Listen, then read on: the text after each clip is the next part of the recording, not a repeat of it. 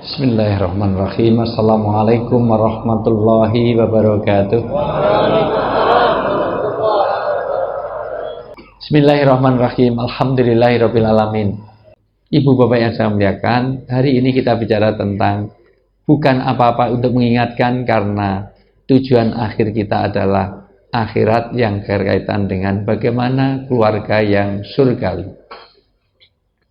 Keluarga yang islami, karena karir sehebat apapun tidak ada artinya kalau keluarganya berantakan. Gaji berapa miliar nggak ada artinya kalau keluarganya berantakan. Nabi bersabda, tolong diperhatikan, ini sabda Nabi. Nabi nggak pernah bohong. Yang biasa bohong itu bukan Nabi, itu caleg yang nggak jadi. Karena sudah nyumbang masjid karpet ternyata nggak jadi, diambil lagi karpetnya. Yang disumbang masjid, kalau yang suruh nyoblos saya, ya masjidnya suruh nyoblos kamu. Karena banyak orang komplek PWI ini golput, golongan pencari uang tunai. Dulu maju tak gentar, pilihlah yang benar. Sekarang maju tak gentar, pilihlah yang. Nah, pelakunya ada di sini. Masya Allah biasa. Berkeluarga adalah sunnah. An-nikahu sunnati. Sunnah dalam pengertian bukan hukum, tetapi manhaj, jalan hidup. Orang yang membenci sunnahku, maka bukan golonganku. Begitu kata Nabi. Surga ada di rumah, bukan di tempat karir, bukan di tempat kerja, bukan di restoran, bukan di hotel. Surga ada di rumah. Dan siapa yang membina rumah tangga itu mengikuti sunnah Rasulullah. Orang yang membenci sunnahku, kata Nabi, maka bukan golonganku, dia golongannya Abu Jahal, Abu Lahab, Abu Gosok, Abu jelek sana. Nggak usah dilanjutkan, Pak. Nyebut Abu yang lain, ya. Abu Lahab, udah gitu aja, jangan Abu yang lain. Orangnya masih hidup, nggak enak. Ibu bapak yang saya muliakan, masalahnya nikah itu mudah, tapi mempertahankannya yang sulit, yang Islami agak sulit. Tolong yang di depan pintu agak maju lagi. Ini sudah saya ingatkan yang ketiga kali. Maju lagi. Silakan Bu, agak geser Bu. Agak ini. Telat Bu. Telat berapa bulan Bu? Lain kali tolong panitianya kalau ngundang saya lagi, duduknya diatur merapat ke depan, dan kalau bisa yang depan ini yang bening-bening. Ya. Yang tua-tua ini di belakang sana. Tua-tua ini di depan itu ngerusak pemandangan. Nggak apa-apa, mohon maaf. Bapak walaupun tua tapi nggak kelihatan muda, luar biasa. Malah modern. Komplek PWI ini Masya Allah. Tua tapi modern, karena tertawa itu sudah nggak ada giginya, udah metik. Masya Allah, luar biasa. Lanjut. Nah, kalau lanjut tolong fokus, karena setiap ada peredaran makanan, ada orang hadir, rusak fokus dan konsentrasi kita. Kita itu sulit untuk tawajuh. Bapak Ibu nanti kalau kuliah di luar negeri, cari orang Indonesia itu gampang. Asal duduknya di belakang, nggak pernah tanya, itu pasti mahasiswa dari Indonesia. Dan kalau umroh dan haji, kok kehilangan jamaah, jangan pernah cari di masjid, nggak ketemu. Cari di pusat perbelanjaan, itu isinya orang komplek PWI semuanya. Kalau terpaksa cari di masjid, cari yang sandaran dan tiduran, itu pasti orang Indonesia. Makanya nggak usah diinstruksikan, sudah toh, pokoknya selesai kalau ada kajian pasti kayak tahlilan, di semuanya melingkar ini semuanya. Maka tembok yang paling rusak pertama kali adalah di punggung-punggung para ini jamaah ini. Nikah adalah sunnah. Untuk nikah diikat dengan kata misakon ghalido. Kata-kata misakon ghalido ini hanya ada 3 kali saja dalam Al-Quran untuk 2 peristiwa besar. Pertama, untuk mengikat janji Allah dengan para nabi, terutama Nabi Musa. Di Bukit Tursina, watini, wazaitun, Watu di sini. Di Tursina, di Sinai, di Jabal Musa, di Saint Catherine. 5 hari yang lalu saya dari sana. Berbatasan dengan Israel, -1 karena bersalju. Di sana ada gereja tua. Gereja Saint Catherine, sebelahnya adalah patung Samiri, sebelahnya makom Nabi Soleh. Disitulah Jabal Musa, disitulah Nabi Musa menerima misakon kholido, perjanjian yang berat, yang kokoh, yang agung, yang sakral. Maka Nabi Musa tidak boleh membawa keluarga. Terumpah pun harus dilepas karena di situ ada wahyu yang turun 10 commandment, ada 10 perintah Tuhan. Ini perjanjian berat, tidak boleh ada orang lain, dan lepaskan terumpahmu di bawah, naik ke Jabal Musa. Yang kedua, kata misakon kholido, perjanjian yang berat, yang agung, yang suci, yang sakral. Sayang tidak ada terjemahan dalam bahasa Indonesia. Perjanjian berat ini, yang agung, yang sakral ini dipakai untuk mengikat seorang suami yang dia ingin memperistri seorang istri, maka mengucapkannya harus satu zaman, satu makan, satu tempat, satu waktu. Kalau di Jawa dikasih contekan, saya nikahkan kamu dengan mas kawin tunai, dengan anak saya dengan mas kawin tunai. Kalau di Indonesia Timur harus satu lafaz, maka KUA atau mohon maaf, wali yang menikahkan itu bicara tunai, tidak berhenti sampai dijawab saya terima. Karena itu kalau tidak lancar diulang 3 kali, nggak lancar harus wudhu. Begitu kata Imam Syafi'i rahmatullah alaih. Wudhu masih belum lancar, maka hari itu tidak boleh dinikahkan, harus ganti hari, berarti dia belum mantap. Maka tidak sembarang, biasanya ada gladi resik.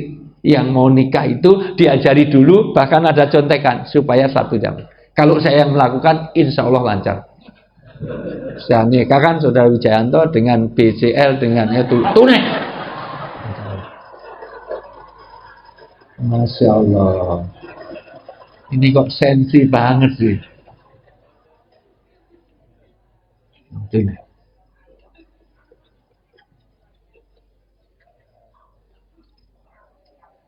Untuk mengucapkan perlu 2 menit. Itu pakai insya Allah saja saya nggak sah. Saya nikahan saudara dengan anak saya dengan marian tunai, langsung tidak boleh ya insya Allah saya jawab pak, saya terima pak, nggak sah. Pakai insya Allah aja nggak sah. Apalagi jeda. Ya nanti sore saya jawab pak, nggak sah. Coba-coba dulu deh, pasti nggak dikasihkan. Untuk nikahnya mudah, tapi mempertahankan dan membinanya yang sulit. Detik.com menulis ada 4 predator utama di dalam ketahanan rumah tangga orang Islam. 1, banyaknya perceraian, divorce, firaq. Di Indonesia ini setiap 1 jam ada 58 pasang orang yang bercerai yang terlaporkan. Yang tidak dilaporkan lebih banyak lagi. Maka nanti saya kasih shortcutnya supaya tidak ada perceraian. Salah satunya pakai amalan kebersamaan. 2, banyaknya perselingkuhan. Karena ada rumput tetangga lebih hijau. Maka hati-hati ibu-ibu kalau punya suami suka golep. Karena lapangan golep itu rumputnya hijau-hijau sekali. Kedi-kedi itu Masya Allah. Postur tubuhnya aja kutilang, kurus, tinggi langsing, kayak biola, kayak gitar. Sementara yang di rumah pertumbuhannya melebar, menyamping. Gemuk, gendut. Di sana kayak gitar, di rumah kayak gentong. Kepala langsung perut gitu, Masya Allah, luar biasa. Kedi-kedi itu pakaiannya yang atas kurang ke bawah, yang bawah kurang ke atas. Jawabnya lancar, sering melakukan. Sekarang jarang udah pensiun.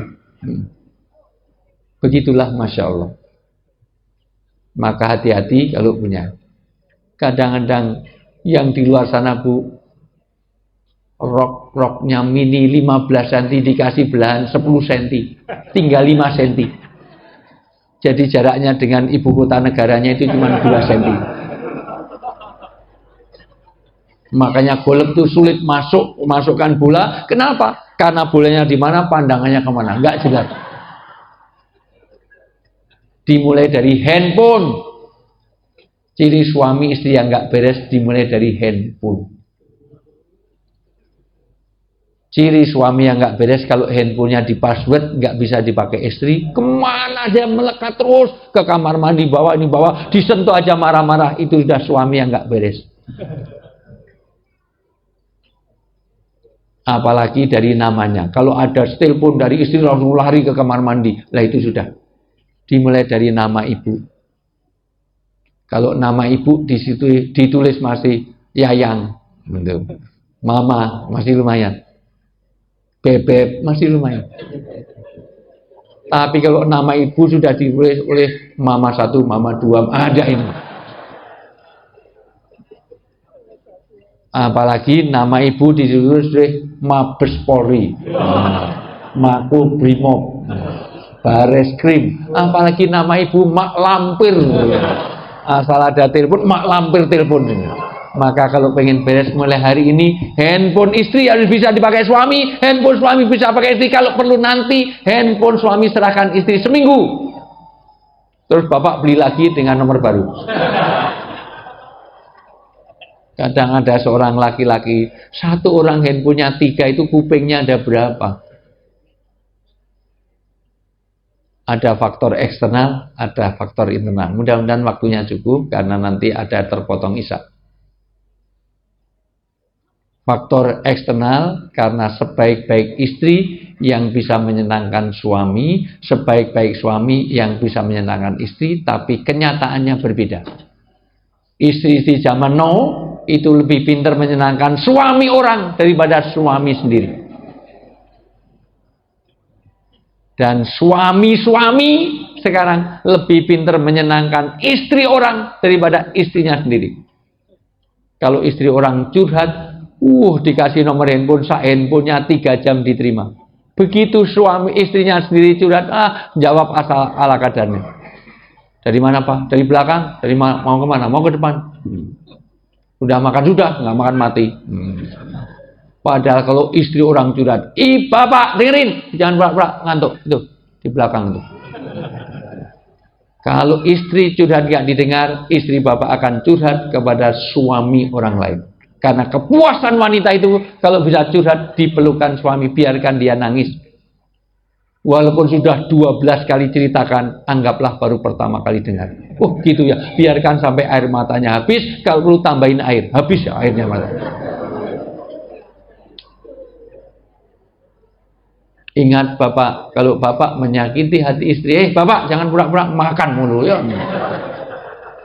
Kalau bapak menyakiti hati istri, berarti bapak telah menyakiti hati keluarga besar. Bapak ngelamar istri dalam keadaan sudah jadi nggak biayai. Terutama saya. Karena saya nikahin istri saya nunggu sampai S2 selesai, biar saya nggak biayai. Begitu dia lulus S2 baru saya lamar, begitu dia wisuda sudah dalam keadaan hamil. Karena kalau dari S1 saya lamar, nanti saya biayai, habis semua. Maka kalau bapak menyakiti hati istri, berarti telah menyakiti hati keluarga, menyakiti mertua, menyakiti bapak ibunya istri, menyakiti keluarga besarnya. Ingat, yang tidak pernah disadari laki-laki, air mata wanita itu mahal. Karena kalau wanita menangis, air mata yang keluar itu merusak eyeliner, eyeshadow, bedak, kosmetik, foundation, mahal. Kalau bapak yang nangis nggak ada biayanya. Saya lihat ini sabun muka aja nggak punya. Sabun mandi aja untuk muka. Makanya kan warna tangan, kaki, muka kok warnanya sama semuanya ini. Maka sebaik-baik suami yang bisa menyenangkan istri. Demikian juga istri, bu, itu di mana? Perhatikan, masih hidup, Bu? Jangan sampai saya masih serius di sini, yang dengarkan sampai Sidratul Muntaha. Dapat sandaran, Masya Allah, saya baru mau serius, ibu-ibu sudah billahi taufik.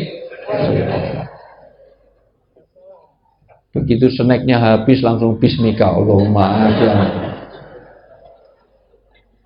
Mohon maaf Bu, saya begitu ini tadi. Saya harusnya itu syuting 4 episode hari ini sama UAS Ustadz Abdul Somad untuk program Ramadan itu untuk tayang indahnya Ramadan TV One.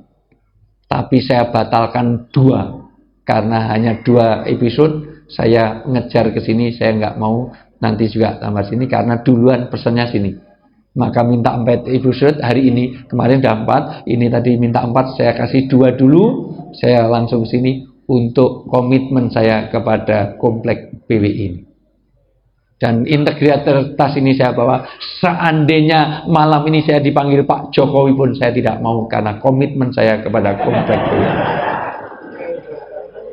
Dan saya nggak mau dipanggil Jokowi karena nama saya Wijayanto.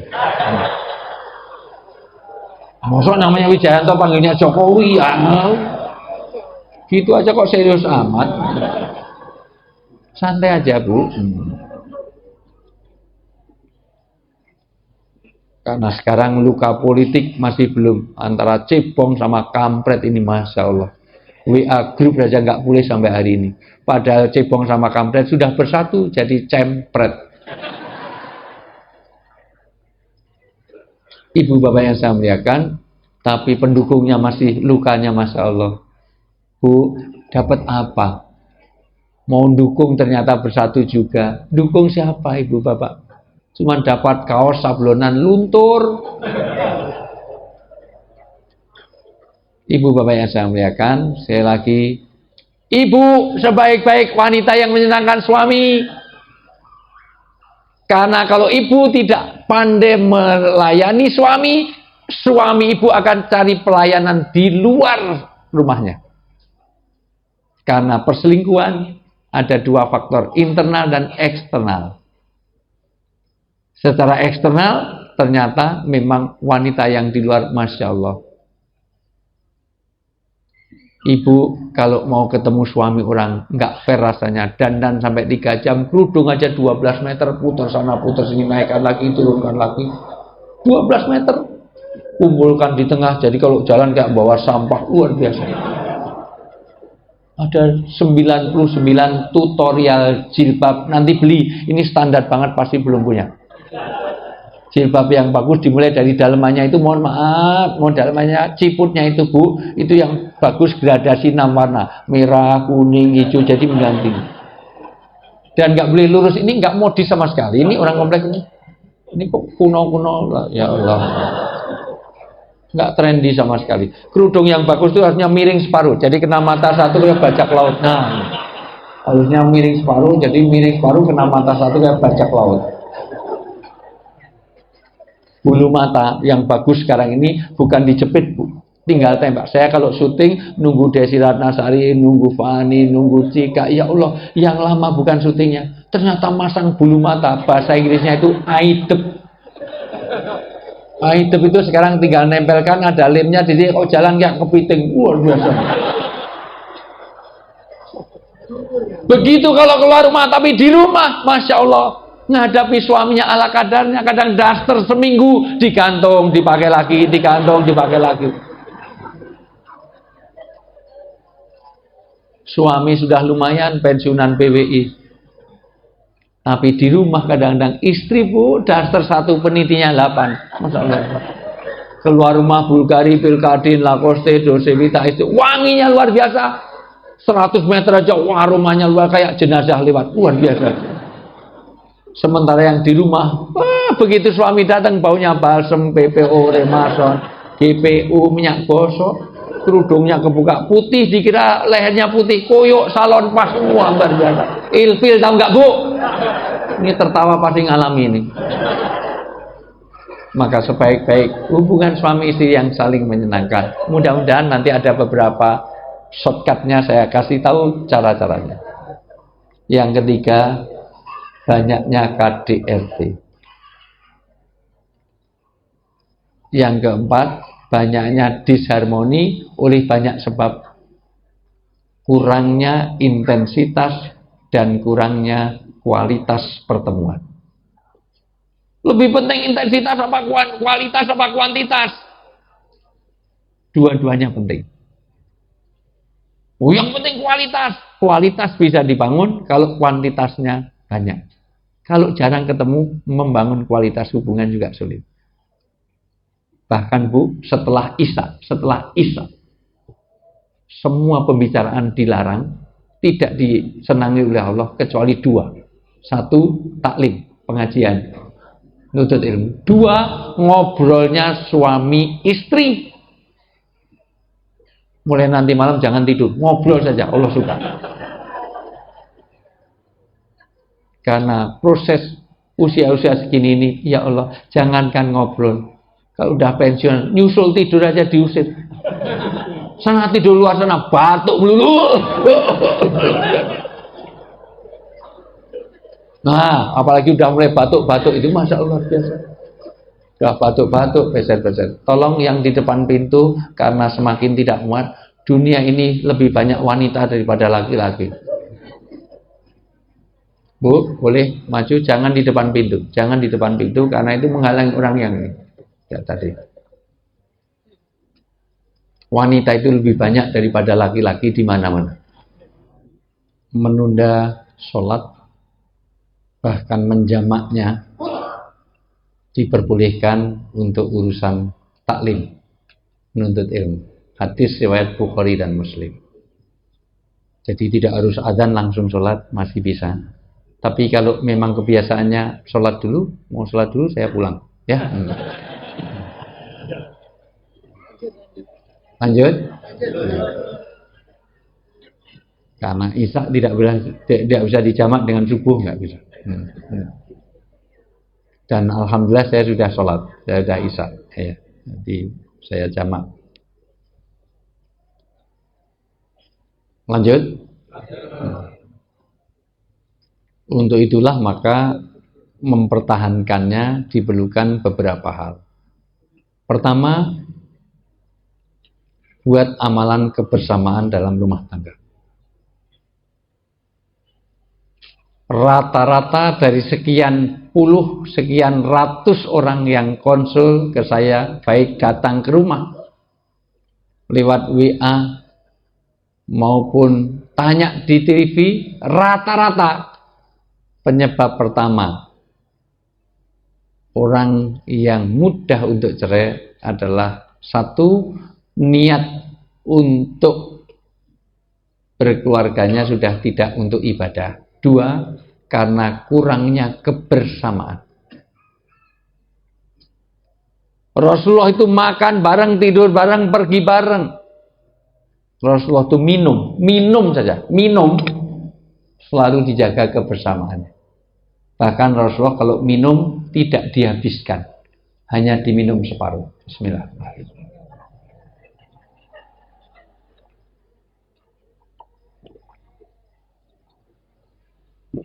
Kenapa diminum separuh? Karena yang separuh pasti diserahkan kepada istrinya. Dan hebatnya istri Rasulullah kalau minum ditempelkan di mana bekas bibir Rasulullah tadi menempel. Jadi kalau Rasulullah minumnya di sini juga ditempelkan di sini oleh istrinya. Enggak seperti orang komplek PWI. Papa sini lah, mama sini. Bahkan kalau makan apel, kalau ada, tapi ini belum ada.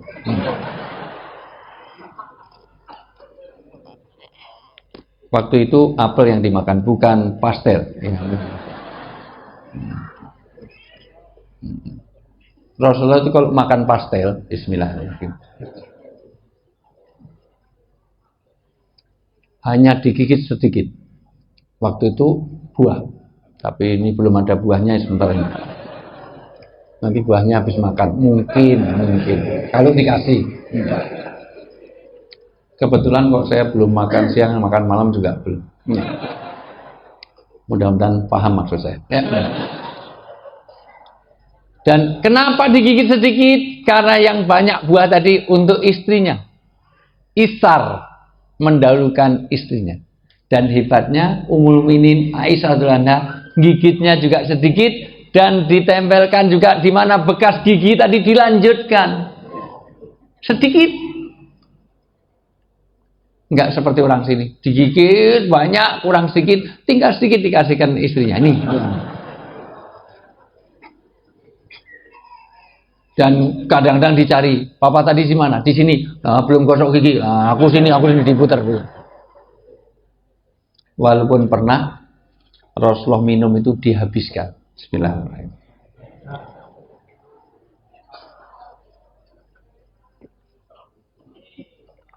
Maka begitu dihabiskan, Ummul Mukminin teriak-teriak, ya Rasulullah, tidak biasanya seperti itu.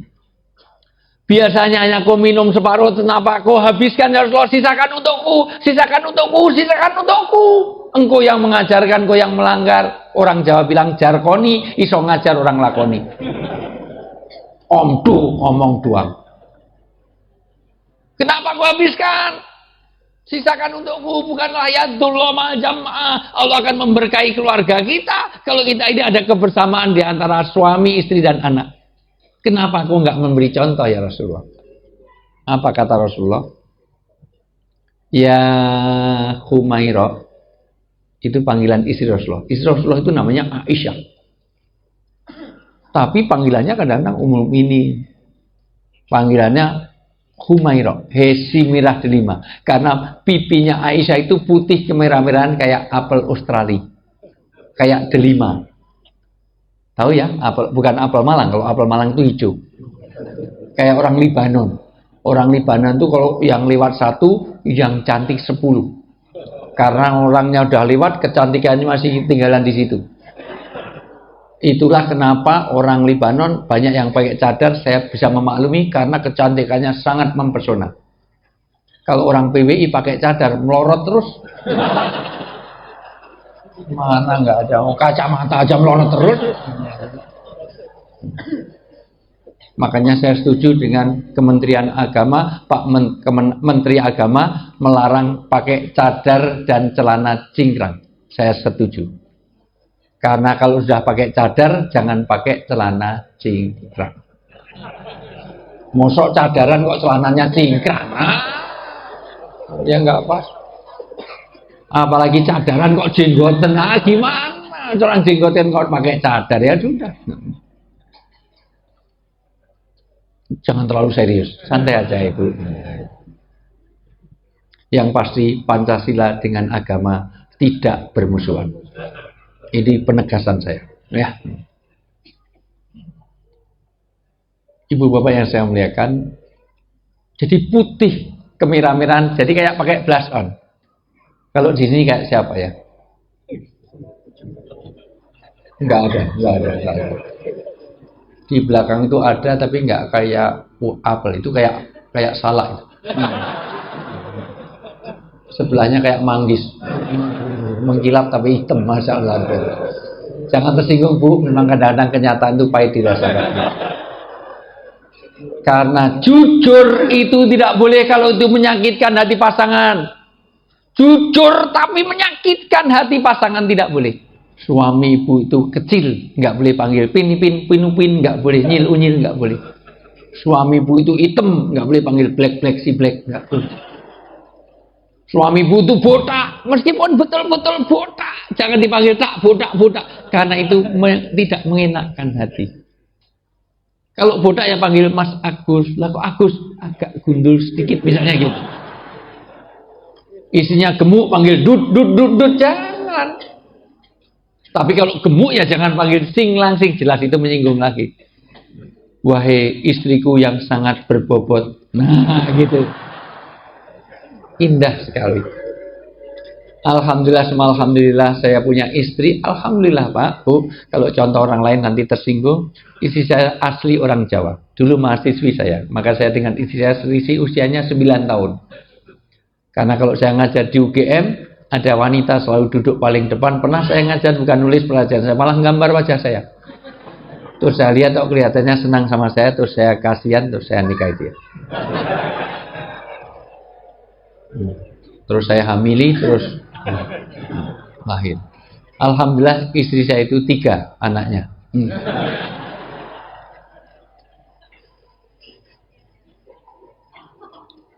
Istri saya itu sering berbahasa Jawa halus. Dengan itu ternyata membuat ikatan menjadi lebih harmonis, lebih mesra. Karena dengan bahasa halus sulit untuk marah. Karena orang marah harus memenuhi 5 hal. 1, pasti teriak, bentak. 2, mendekat. 3, emosional. 4, pasti bahasanya kasar, nggak bisa bahasa halus. 5, mohon maaf, pasti dijauhkan hatinya. Maka orang marah deket tapi teriak, deket tapi teriak, karena sudah hilang akalnya, dikuasai oleh setan. Deket tapi teriak, goblok, loh, deket kok teriak, mbok pelan, goblok, bego lu, bego, nggak ngerti. Apalagi kalau yang dari Jawa Timur, dancuk gitu. Ada orang marah kok dancuk, ngapain? Karena yang kuasa adalah setan-setan itu dari api, maka deket tapi teriak, hilang akalnya. Maka orang yang kuat bukan orang ahli gulat, orang yang bisa mengendalikan amarahnya. Maka tahu suami baik dan tidak ketika dia marah. Apakah bijak apa enggak? Ini berkaitan juga nanti, Bu, suami itu boleh marah kepada istri dengan memukulnya. Tetapi itu pun ada aturannya. Ibnu Qudamah mensyaratkan 10 hal. 1, suami boleh mukul istri kalau istrinya melanggar agama dengan nyata terbukti. Melanggarnya agama, bukan karena makannya banyak, tidurnya petang, ngorok, ngentutan, ngileran, ngantuan. Double makanan, snacknya dikumpulkan, itu tas-tasnya yang isinya, masya Allah, biasa. Asal pengajian bawa tas pasti ibu-ibu. 1 untuk bawa snack-snack, sisanya nanti masuk tas semuanya. 2 untuk bawa kosmetik. Itu ada ibu yang pakai lipstik lebih banyak yang di gigi daripada yang di bibir, masya Allah. Saat giginya merah semuanya itu tadi dimakan bagaimana? 3, tidak boleh di wajah. Seorang suami boleh mukul istri tapi tidak boleh mengenai wajah. 4, tidak boleh memar. 5, tidak boleh berbekas. Karena itu hanya untuk mendidik, tidak untuk melukai. 6, tidak boleh keluar darah. 7, hanya boleh pakai alat tidur. Seorang suami mukul istri yang melanggar agama dan terbukti, yang ke-8, nyata, hanya boleh pakai alat tidur. Boleh pakai bantal, boleh pakai guling, boleh pakai selimut. Pakai raket nyamuk nggak boleh. Setrum nggak boleh. Itu bukan termasuk alat tidur. Pakai pemukul kasur nggak boleh. Itu tidak termasuk alat tidur. Apalagi gelas, semuanya tidak termasuk. Jadi kalau ada istri melanggar, pukul pakai guling. Sekali melanggar 2 kali, 3 kali melanggar pakai guling lagi, 4 kali melanggar pakai guling, dalamnya kasih linggis. Insyaallah.